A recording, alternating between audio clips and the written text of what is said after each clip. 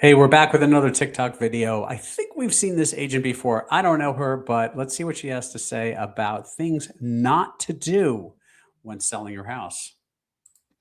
5 things I would not do when hiring a real estate agent to sell my house. As a real estate agent for 25 years myself, I've learned a lot over the years. Number one, no virtual tours. The virtual tour gives any wacko on the internet access to your home and your floor plan and knowledge of exactly where everything is. Your kids' rooms, don't do it.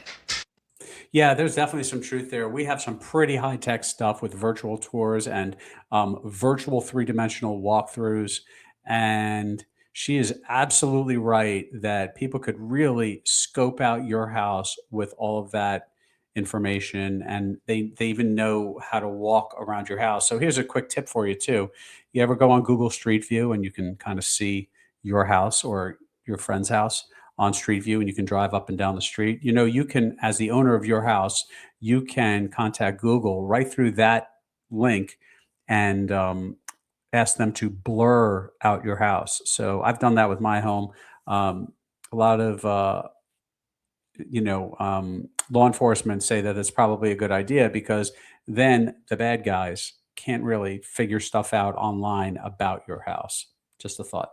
Number two, open houses. I would not have somebody hold an open house. Open houses are mainly for the listing agent to meet potential buyers to sell them, maybe not your house, maybe another house. But I'll tell you what I don't like about open houses.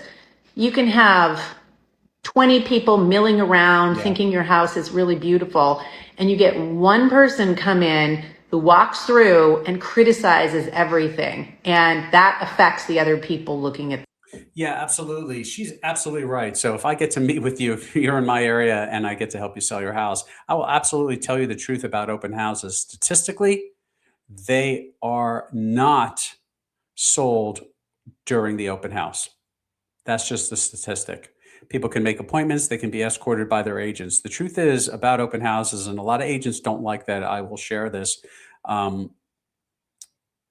People use open house, I should say agents use open houses to generate new clients. I don't do that. If my client wants open houses, we have tools in place to conduct open houses. Obviously, the more exposure, the better, right? If it's a vacant house, not much risk. But if we are hosting an open house and your house is a house that you currently live in, and there are 5, 6, 8 sets of guests in the house simultaneously, number one, I don't really know who they are. They may sign in, they could give me fake information. Number two, I can't watch everybody at the same time. So when we talk about, her point number one about the virtual tours, security matters. So it's rare that we have issues as a result of an open house or virtual tours in my service area, but these are definitely considerations for some of us. The house, show it privately.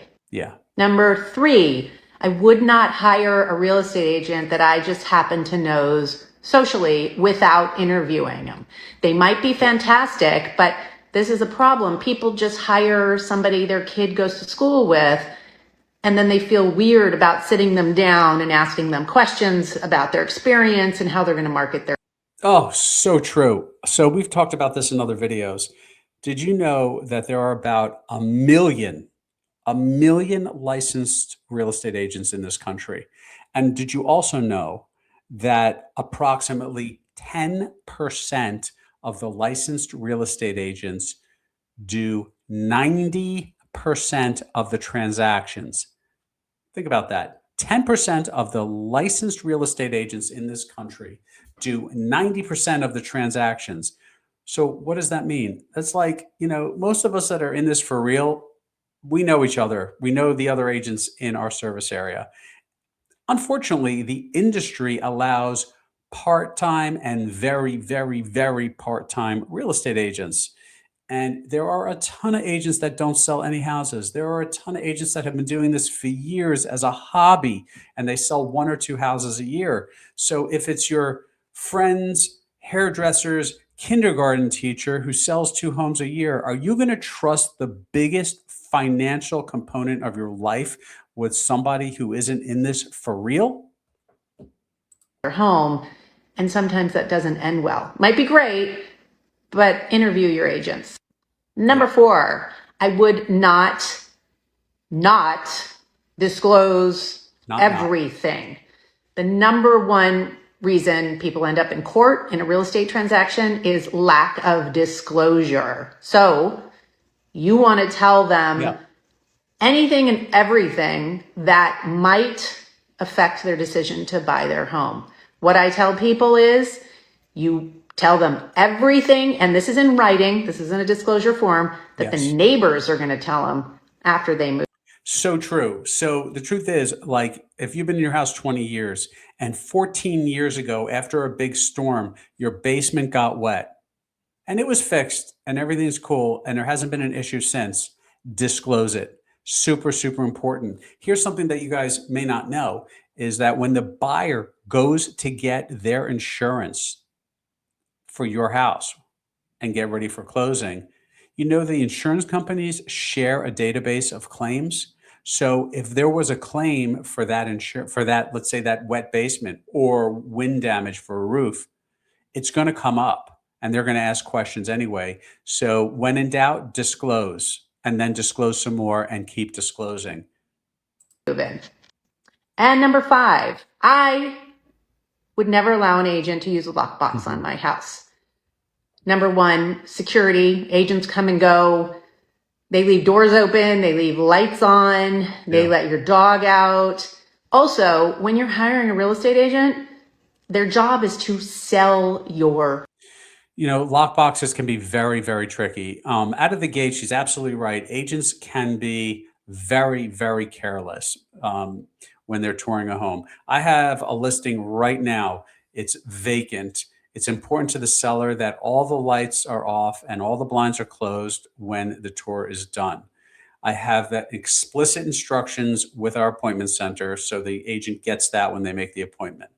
I literally have a beautiful graphic hanging on the front door right by the light switches that says, please don't forget, lock all doors, close all blinds, turn off all the lights. And they don't get turned off. The doors have been locked, but the lights are still left on. I don't know why. I don't know how much clearer we can make that. So agents are notoriously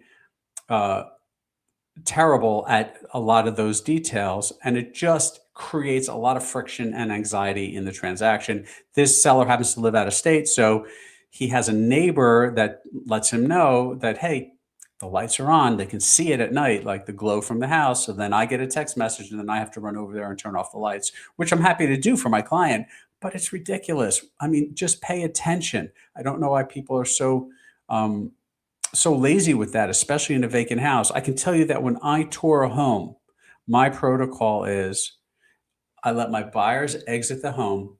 And if we're going to another house, I'll say, hey guys, I'll meet you at whatever that next address is. I'll be 2 minutes behind you. And then I walk back in the home and I start upstairs and I just walk through every room and make sure every door, every closet door is closed, every light is off, or whatever the instructions tell me to do, and make sure I left the house as I found it.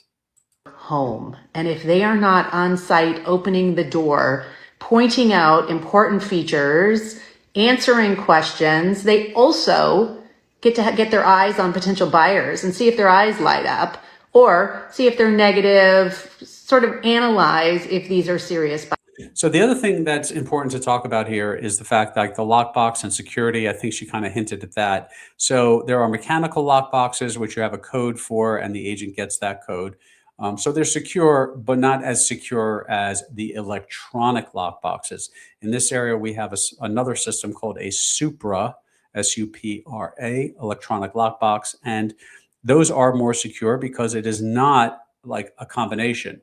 It is an app that the agent has to have in order to open it up, and it is time and date stamped as well. So they can't just, a lazy agent can't just go over to their, call their buyer and say, oh, here's the lockbox, go show it to yourself, because unfortunately agents do that. So that's an important nuance here. Now, what she's implying is that the listing agent should be at the showings. I don't know about her market, but in this market, if you're a busy agent where I work, that can be pretty tricky at times to coordinate, right? Because now first you have a buyer and the buyer has a buyer's agent, and they're trying to sync up their schedules. The buyer's agent has other clients, the buyer has other commitments. They have work, they have family things. So they're trying to line themselves up. And then if you were trying to layer in the availability of the seller's agent to also be available at that same time, it can get very tricky. Obviously, security is super important, but depending on the house, unless there's something unusual about the house or it's a super high-end house, typically in my service area, we don't see the requirement of a seller's agent to be present at that same time. And also, culturally, we find that most buyers and buyers agents prefer that the seller's agent is not present during their showing. Again, unless we have a very unusual scenario with something about that home or it's super high end. Buyers or not. So ask your agent to show your property in person, especially if you're living there. If it's vacant, maybe a lockbox, but there's still an upside to not using them. Interesting information there. So a lot of tips, a lot of takeaways, and dispelling some of the myths of the real estate industry and how you sell your house. I appreciate you watching, and we'll see you on the next one.